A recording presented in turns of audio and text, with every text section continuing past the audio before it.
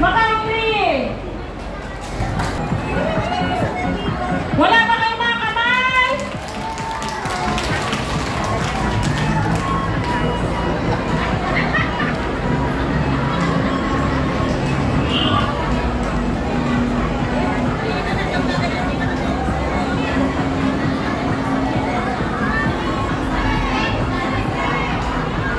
Ayan, ang pangulo ng Macau, ang nag-iisang hermano.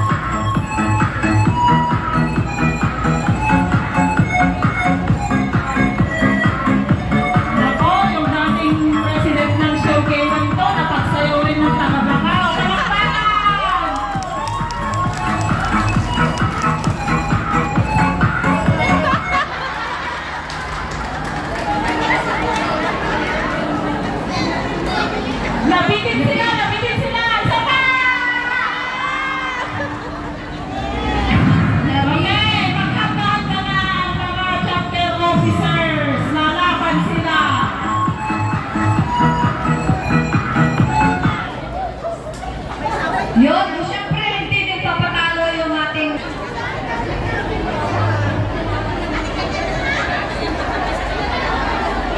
ladies and gentlemen, the presentation of Cluster 1 Hong Kong Chapter! Hep hep! Hooray! Hep hep! O, kanta kayo nga rin, partakan nyo!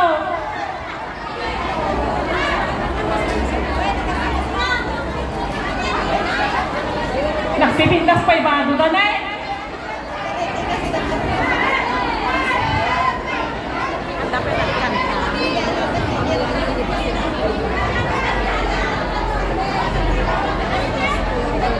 Nagbayag kayo! Sayang dipil! 3, 2, 1, sing! Nawang mintay!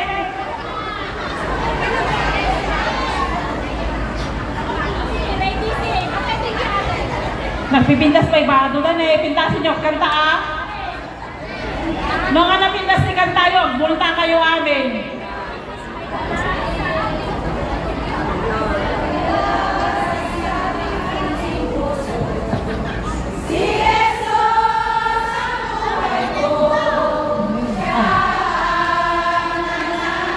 Cluster, palakpak kayo nila ha. Sa palakpakan, doon ay tumig.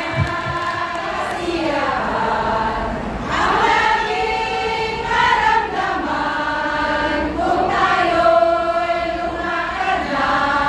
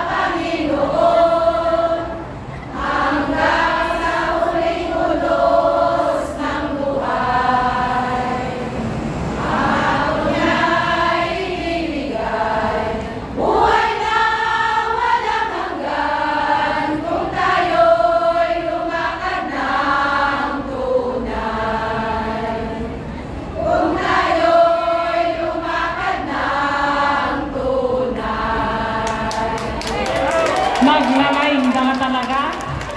Okay, maraming salamat sa lahat ng Cluster 1. Cluster 2, hep hep! Ano na kayo? Cluster 2! Cluster 2! Bilis! Wala na ka na Cluster 1, kumalakpat din kayo na. Ikan nyo ha? Cluster 1, nagsagay na kayo, palakpak ha?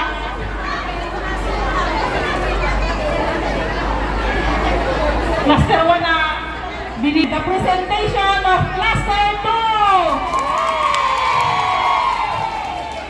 Sandali lang Cluster 1, sandali lang Cluster 1. Dapat Cluster 1. Ang gagaling nyo naman, thank you. Masunurin kayo talaga.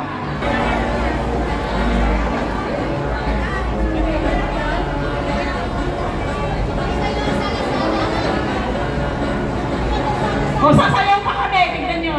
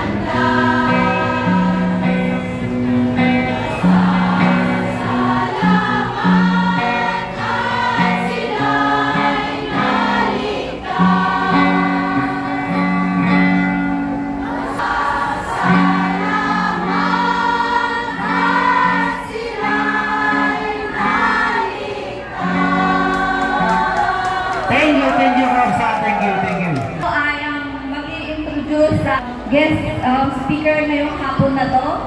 Ayan, syempre, ito maganda. Sexy. Pinaghandaan ang hapon na to. Wala pa! Huwag kayo excited. Para May we call on our president from Cain Group, Hermana Eugene Pascual, for introducing our guest speaker for today's occasion.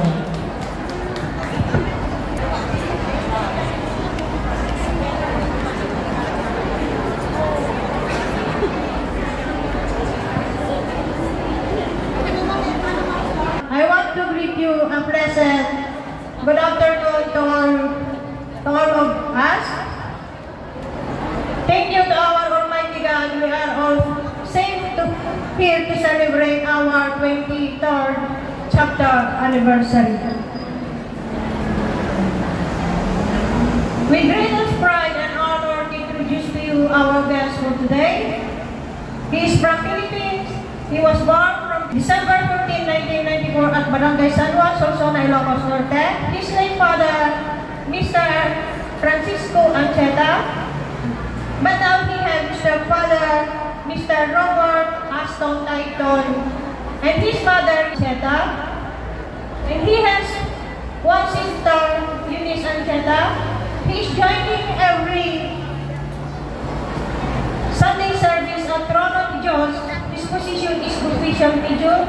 He is inspector year 2014-2022. His assistant FYS major 2020-2023. He is graduating at data center major in BS Criminology.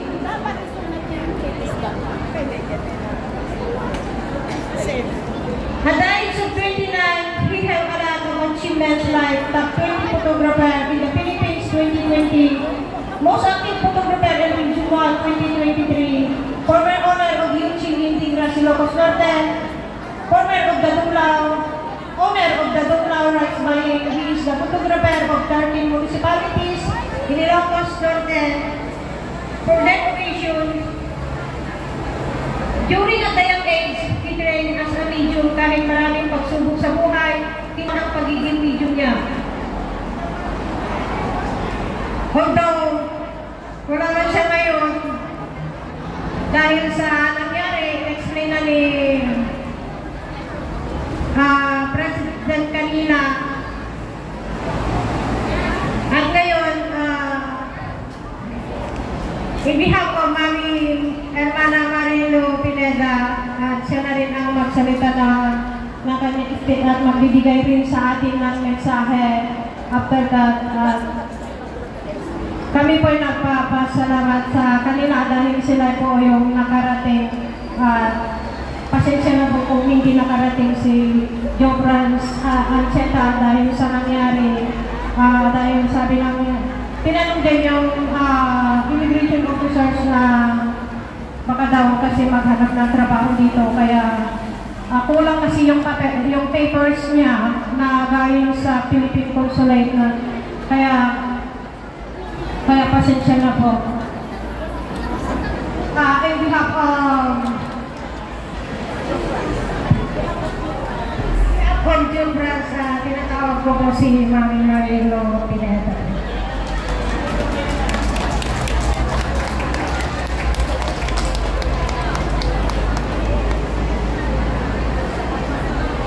Thank you, Hermana Eugene Pascual.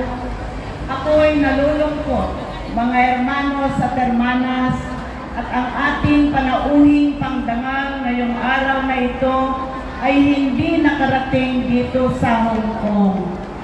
Nalulungkot talaga ako dahil hindi ko ngayon alam kung ano ang papel ko dito sa harap.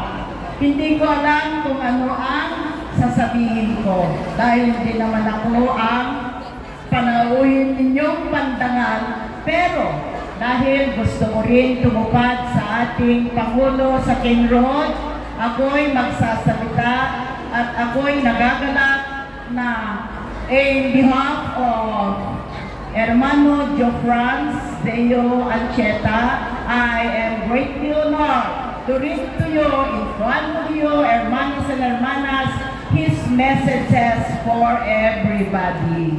I would like to greet everyone, each and every one of you, hermanos and hermanas in Hong Kong chapter, the happy 23rd anniversary of Hong Kong chapter. Mabuhay ang Hong Kong chapter na binubuo ng 26 kapillas or centers. Marami na pala kayo.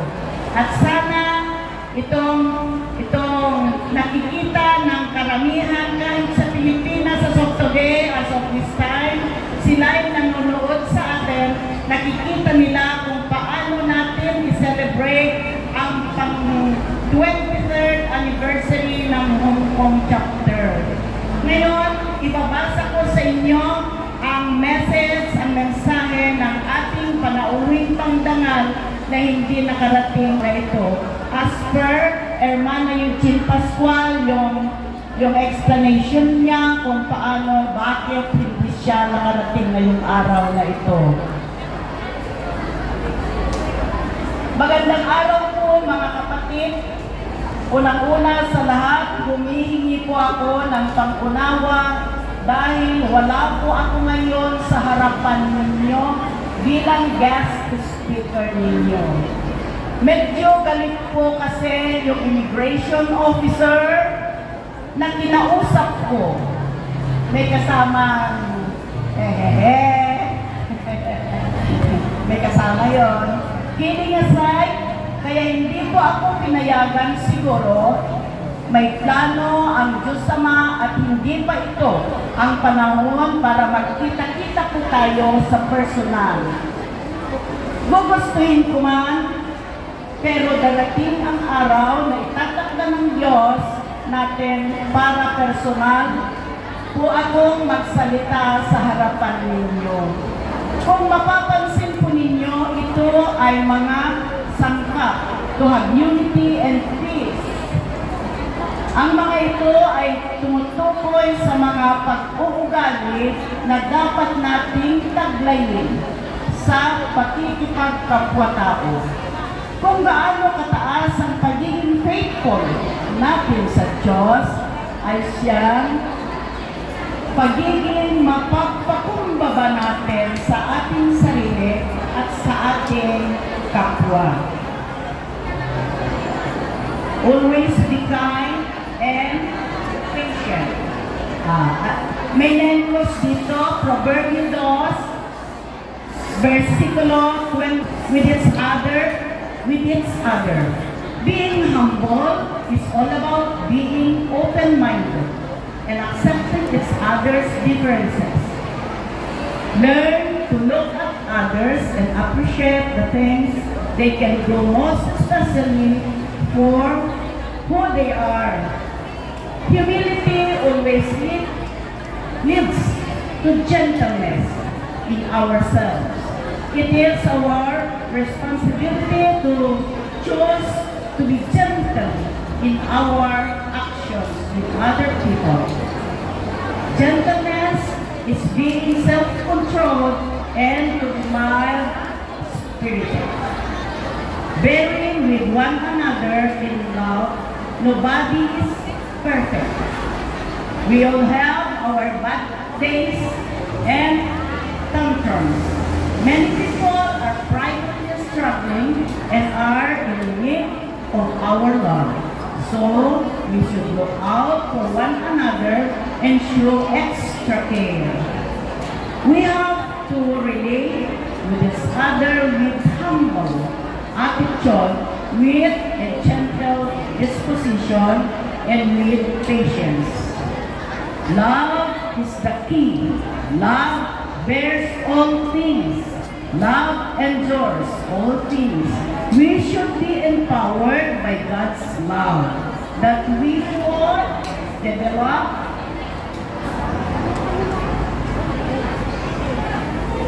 that same love for all people, even to those difficult ones. We are all Christians called to love as God loves us. Make every effort to keep the unity of the Spirit through the bond of peace. How? As God's chosen people, holy and dearly loved, clothe yourself with compassion, kindness, humility, gentleness, and patience.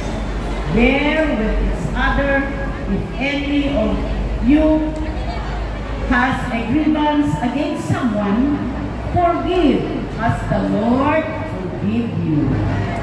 What would happen is if we're completely humble, gentle, and patient, we would enjoy the unity of the Spirit. We'll have peace. Therefore, since we have been justified with faith, we have peace with God. If we have peace with God, we will also have the peace of God. Kaya, dapat natin pagyamanin ang pagiging mapagpakumbaba or humility, pagiging mahinahon o gentle, maging maunawain at mapagpaumanhin sa mga pagkukulang ng bawat isa bilang pagpapakita ng pag-ibig para sa isa't isa at pagsikaping panatilihin ang pagkakaisa para sa banal na Espiritu sa pamamagitan ng pagsasama ng mapayapa upang sa gayon maipagpatuloy natin ang paglakad tungo sa kakaibang kaligtasan, ang buhay na walang hanggan. This is our guest speaker's message. No other else than Hermano Jofrans Deo Ancheta. Mabuhay si Hermano Deo Ancheta. Sa susunod natin mga pagkakataon na magtitipon-tipon, sana makakarating na siya dito sa atin. At muli, ako, ang inyong kapatid sa pananampalataya sa iisang Diyos, sa iisang family, UECFI family from Centro of Boctibiag to Ilocos Norte. I would like to greet each and every one of you, hermanos and hermanas, happy 23rd anniversary UECFI Hong Kong chapter. Congratulations, Hermana Esmer, the president of the chapter, and the other officers, all the local officers of the Hong Kong chapter, kapillas, the committees, and lahat ng miyembro na nandito, lahat ng miyembros ng UECFI Hong Kong chapter, kahit wala sila dito, ipaabot nyo sa kanila ang aking pagbati sa inyong lahat, mga kapatiran. Ako'y nagagalak sa inyo, mga kapatid, sa biyaya, sa mga pag-ibig, sa mainit ninyong pagtanggap sa aming dalawa ng kasama kong senior citizen ng Pigdig, Ilocos Norte, Centro of Boctibiag. At sana mas marami pang pagkakataon, mas marami pang anibersaryo ang magaganap dito sa Hong Kong. At sana, hindi lang yon, sana ay makakadalo ulit ako pagdating ng panahon na yon. Ako ay 69 years old, mga hermanos at hermanas, and I can still visit, I can still go wherever I want. Kahit kung ano malakas pa rin ako. Alam nyo, ang sikreto ng bawat isa kasi, ang isang tao, isang nilalang persona na pinaswa ng Panginoon ni Diyos, ang sikreto doon is maging UECFI member ka para hindi ka madaling tumanda. Di ba? Maniwala kayo sa akin? Mabuhay, mga hermanos at hermanas! I hope to see you again someday. Mabuhay. Thanks God. Thank you very much, Hermana. Family certificate para po sa ating guest speaker at sa representative po ng guest Ito ay speaker. para kay teachers. Paano natin sa duty yung Captain officers! of the provinces and All of captain officers!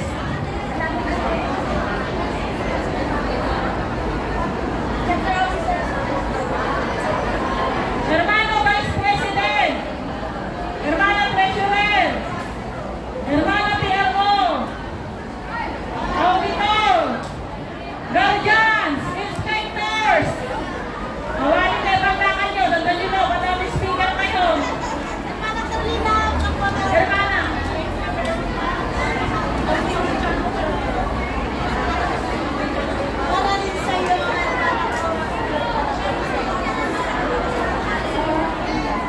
Magandang hapon, mga kapatid. Maraming salamat, Hermano Chufrans Deo Ancheta, at to Hermana Malita Tinong Pineda sa inyong napakagandang mensahe sa amin, sa ating 23rd anniversary. At bilang pasasalamat ay aming ipinaaabot sa iyo ang isang certificate na ito ang ilalaman. Union Espiritista Cristiana de Filipinas Incorporada, Foreign Transient Region, Hong Kong Chapter. This certificate of appreciation is hereby presented to Hermano Chufrans Deo Ancheta, our guest speaker from Centro Trono Tijos, District 1, in grateful appreciation for sharing his valuable insights during the 23rd chapter anniversary celebration. Be humble and gentle, be patient, bear with one another in love. Make every effort to keep the unity of the Spirit through the bond of peace. May God guide, bless, and keep you safe in His arms as you continue to serve Him. The event is 8th day of September 2024 in Central Landlock Province, Psychoplaza, Causeway Bay, Hong Kong. Presented by yours truly and our chapter president, Hermana Esperna B. de la Cruz Manhulas.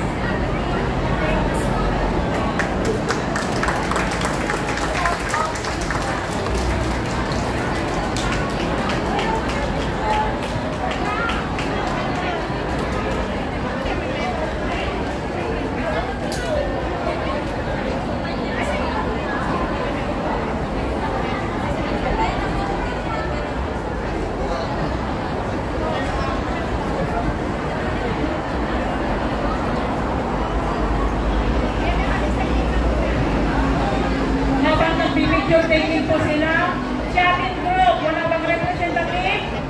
Shopping Group. Shopping. Iyawit ko din, meriend tayo.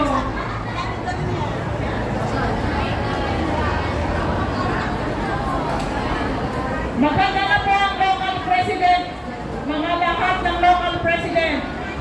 Presentation of the local presidents.